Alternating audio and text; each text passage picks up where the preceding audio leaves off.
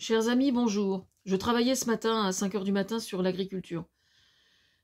Nourrir l'humanité et les actionnaires, c'est antinomique.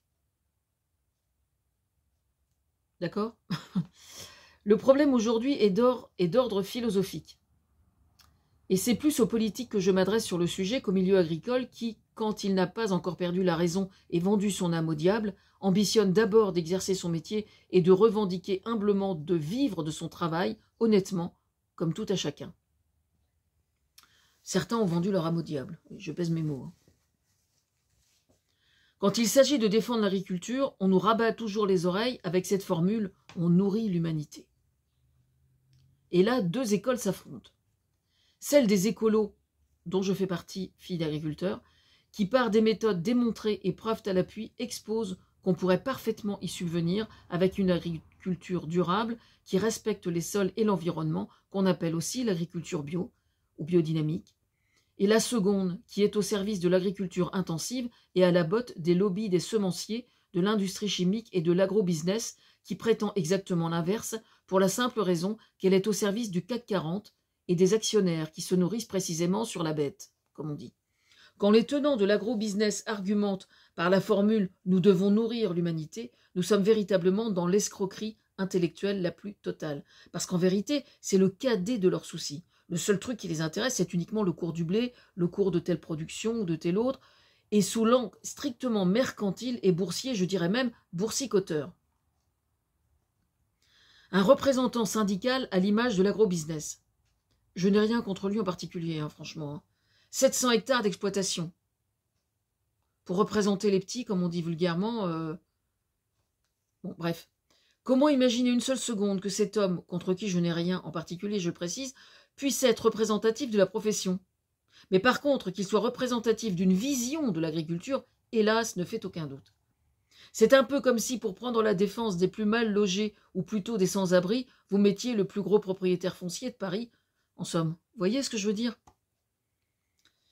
Enfin bref. Jachère, surproduction et engrais. La loi européenne oblige les céréaliers à pratiquer la jachère pour lutter contre la surproduction. Qui oblige les céréaliers à rechercher à produire le plus de quintaux possible à l'hectare, si ce n'est les marchands d'engrais?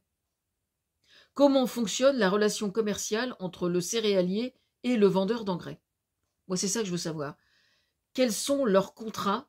Est-ce que ces céréaliers sont sous contrat, sont contraints par des contrats, ou bien ne le sont-ils pas? S'ils ne sont pas contraints par ces contrats, rien ne les oblige alors à surproduire. Ils peuvent alors revendiquer de se pencher davantage vers la qualité au détriment du rendement à l'hectare, ce qui diminue alors le risque de surproduction et donc évite à l'Europe de contraindre les agriculteurs à la pratique de la jachère.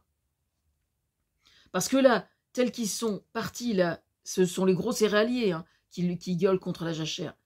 Mais si la jachère est supprimée et qu'il reste sur le même mode de production, il va y avoir surproduction et donc effondrement des cours.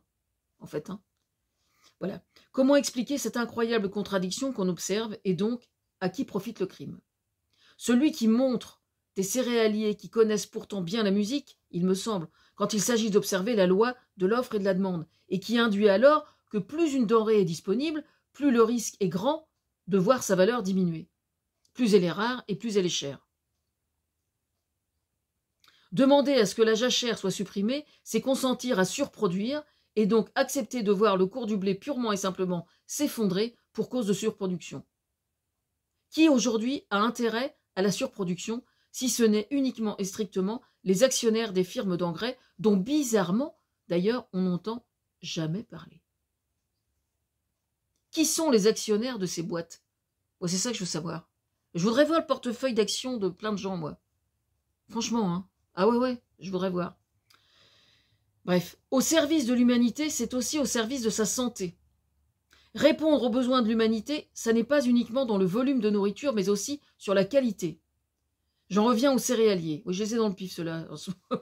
Beaucoup ont des problèmes aujourd'hui qui sont liés au gluten. Moi, la première. Une des voies qui doit être empruntée aujourd'hui réside dans le fait de privilégier la qualité au détriment de la quantité. Pour ce faire, changer de récolte. Un vieux dicton préconise de ne pas mettre tous ses œufs dans le même panier. Ceci vaut aussi contre les aléas climatiques de plus en plus fréquents désormais. Les céréaliers doivent réorienter leur production vers des céréales plus vertueuses et meilleures pour la santé. Je veux parler par exemple de l'épeautre et du petit épeautre, du sésame et du sarrasin par exemple, qui sont infiniment moins exigeants, notamment au niveau du climat. Demain, j'attaque sur le Nutri-Score, et vous n'avez pas fini de m'entendre.